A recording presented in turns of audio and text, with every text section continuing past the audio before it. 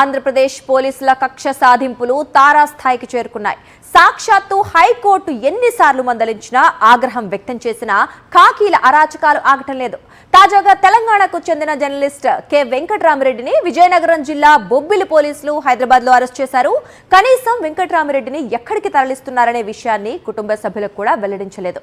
Arrest సమయంలో వెంకట్రామిరెడ్డి భార్యను పోలీసులు పక్కకు నెట్టి ఆయన్ను బలవంతంగా కారులో ఎక్కించి తీసుకెళ్లినట్లుగా కుటుంబ సభ్యులు చెబుతున్నారు. మంత్రి నారా లోకేష్ పై అనుచిత వ్యాఖ్యలు చేశారనే ఆరోపణలతో వెంకట్రామిరెడ్డిపై గతంలో కేసులు నమోదయ్యాయి. ఇక ఈ ఏడాది మార్చి 11న కూడా ఆయన్ను అరెస్ట్ చేయడానికి పోలీసులు ప్రయత్నించినప్పటికీ విఫలమయ్యారు.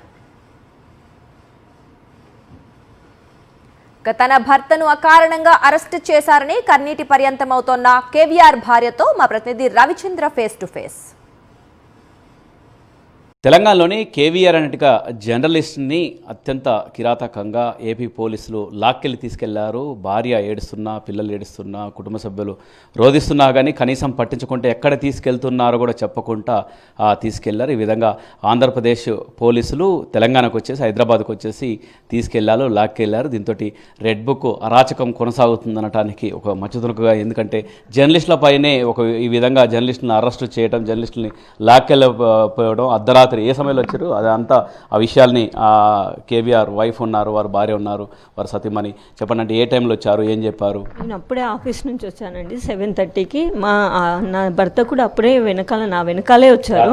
రాత్రి 7:30 ఆ టైంలో వచ్చి డ్రెస్ చేంజ్ చేసుకొని బయట కూర్చున్నాడు, చైర్ వేసుకొని బయట కూర్చున్నారు. తను ఫోన్ వాడట్లేదు, కేసు అయినప్పటి నుంచి ఫోన్ వాడట్లేదు. నా ఫోన్ తీసుకొని వీడియోస్ చూస్తున్నాడు, యూట్యూబ్ న్యూస్ చూస్తున్నాడు. సడన్గా ముగ్గురు వితౌట్ డ్రెస్, యూనిఫామ్ లేదు, డ్రెస్సులో వచ్చారు. మెడబట్టి లాక్కెళ్తున్నారు. చెప్పని కూడా చెప్పలేదు, ఇన్ఫామ్ చేయట్లేదు, లాక్కెళ్తున్నాను. మేమేమో ఇంట్లో కూర్చున్నాను, నేను పిల్లలు చదివించుకుంటా ఇంట్లో కూర్చున్నాను. లాక్కెళ్తున్నారు. గట్టిగా అరిచారు మా ఆయన. గట్టిగా అరిస్తే అప్పుడు వెళ్ళి నేను వెళ్ళనివ్వకుండా అడ్డుకుంటున్నాను. మెట్ల మీద తోసేసుకుంటూ తీసుకెళ్తున్నారు. ముగ్గురు పోలీసులే అంటున్నారు కానీ వాళ్ళు ఎవరు లేరు. మహిళా పోలీసులు ఎవరూ లేరు.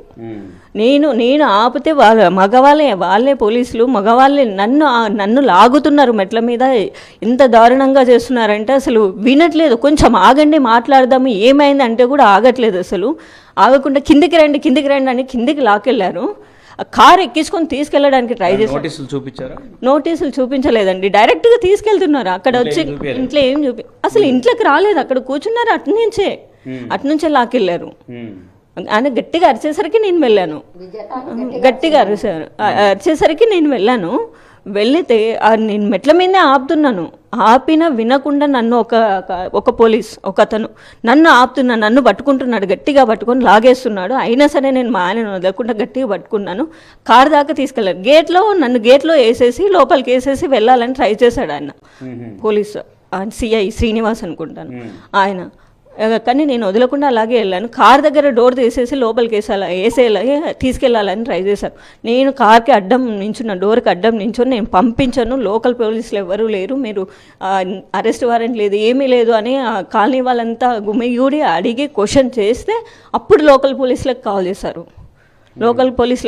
అప్పుడు ఇలా చూపించారు అంతే, ఏదో నాన్ అవైలబుల్ వారెంట్ అని ఏదో చూపించారు. జస్ట్ ఇట్లా చూపించారు, పర్టికులర్గా మొత్తం మా చేతికి ఇచ్చి కూడా చూపించలేదు. జస్ట్ ఇట్లా చూపించి పెట్టేసుకొని లోకల్ పోలీసులకు ఫోన్ చేశారు.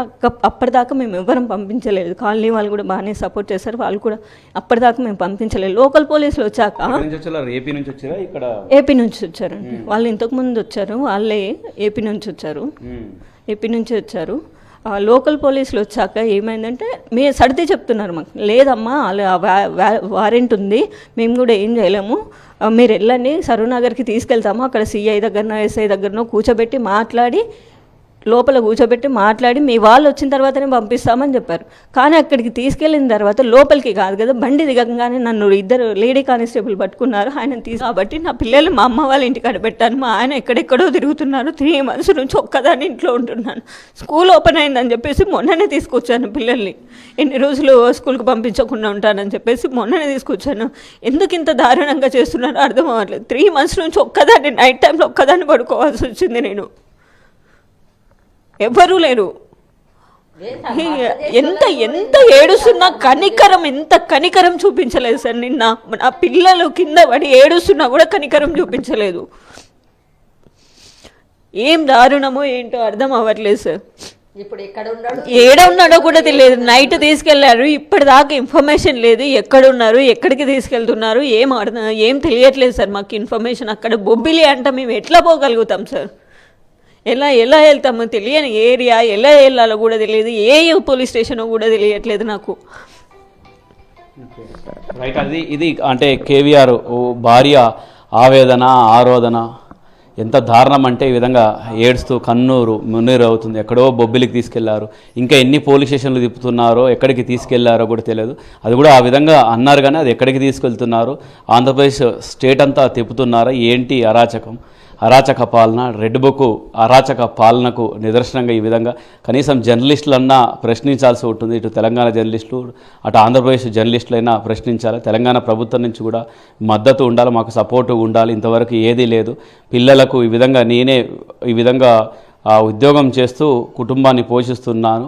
ఆయన జర్నలిస్ట్ వృత్తి పేరుతో ఈ విధంగా పోలీసులు గతంలో పెట్టినటువంటి ఇబ్బందులు, అరాచకంగా కొట్టడం, కొట్టిన తర్వాత ఆ విధంగా జంకిపోయినటువంటి కేవీఆర్ని ఇంకా మళ్ళీ ఒకసారి కూడా ఈ విధంగా గతంలో ఉన్నటువంటి కేసును దృష్టిలో పెట్టుకుని అదే కేసు విషయంలో మళ్ళీ వచ్చేసి అరెస్ట్ చేయటం, ఎలాంటి అరెస్టు వారెంట్ చూపించకుండా స్థానిక పోలీసులకు కూడా సమాచారం ఇవ్వకుండా రావటం, స్థానికంగా ఈ విధంగా లాక్కెళ్ళటం, పిల్లలు ఏడుస్తున్నా, పెడబొబ్బలు పెడుతున్నా, బాధపడుతున్నా, రోధిస్తున్నా, ఈ విధంగా ఎంత బ్రతిమలాడినా కానీ వినకుండా తీసుకెళ్ళిన సమాచారం కూడా చెప్పకుండా వెళ్ళటం, ఏంది ఎట్లా అనేటువంటి ఆవేదన, ఆందోళన, కన్నీరు మున్నీరు అవుతూ చెప్తున్నారు కేవీఆర్ భార్య.